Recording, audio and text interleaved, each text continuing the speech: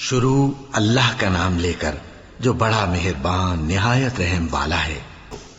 اور اس دن سے ڈرو جب کہ تم اللہ کے حضور میں لوٹ کر جاؤ گے اور ہر شخص اپنے اعمال کا پورا پورا بدلہ پائے گا اور کسی کو کچھ نقصان نہ ہوگا۔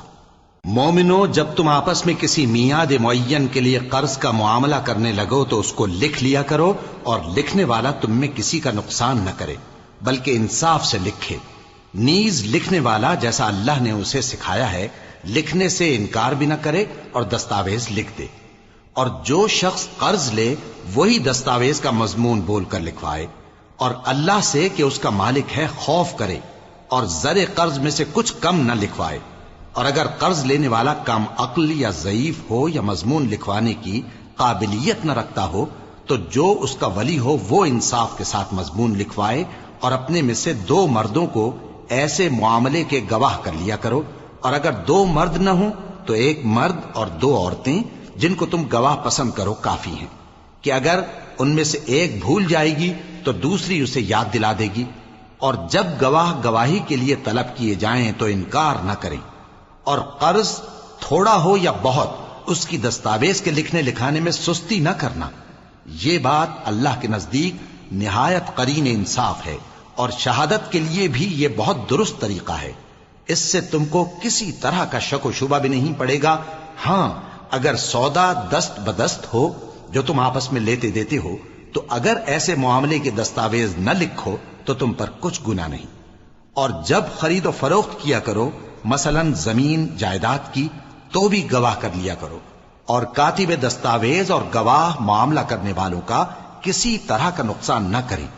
اگر تم لوگ ایسا کرو تو یہ تمہارے لیے گناہ کی بات ہے، اور اللہ سے ڈرو اور دیکھو کہ وہ تم کو کیسی مفید باتیں سکھاتا ہے، اور اللہ ہر چیز سے واقف ہے۔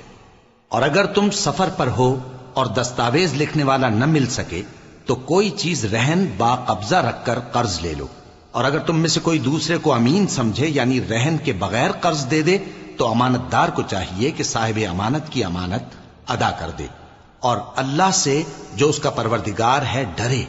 اور دیکھنا، شہادت کو مت چھپانا، جو اس کو چھپائے گا وہ دل کا گناہگار ہوگا۔ اور اللہ تمہارے سب کاموں سے واقف ہے، جو کچھ آسمانوں میں اور جو کچھ زمین میں ہے سب اللہ ہی کا ہے۔ تم اپنے دلوں کی بات کو ظاہر کرو گے تو اور چھپاؤ گے تو اللہ تم سے اس کا حساب لے گا، پھر وہ جسے چاہے مغفرت کرے اور جسے چاہے عذاب دے، اور اللہ ہر چیز پر قادر ہے۔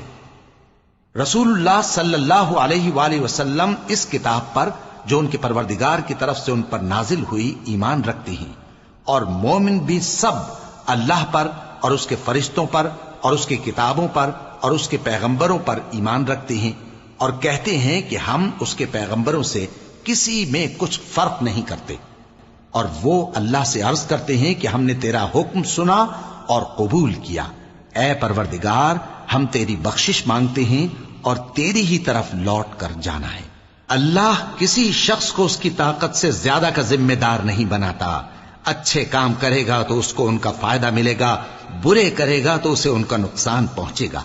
اے پروردگار، اگر ہم سے بھول یا چوک ہو گئی ہو تو ہم سے مواخذہ نہ کیجو۔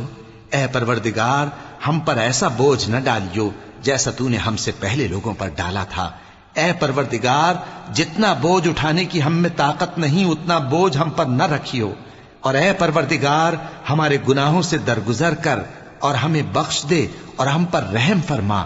تو ہی ہمارا مددگار ہے، سو ہم کو کافروں پر غالب کر۔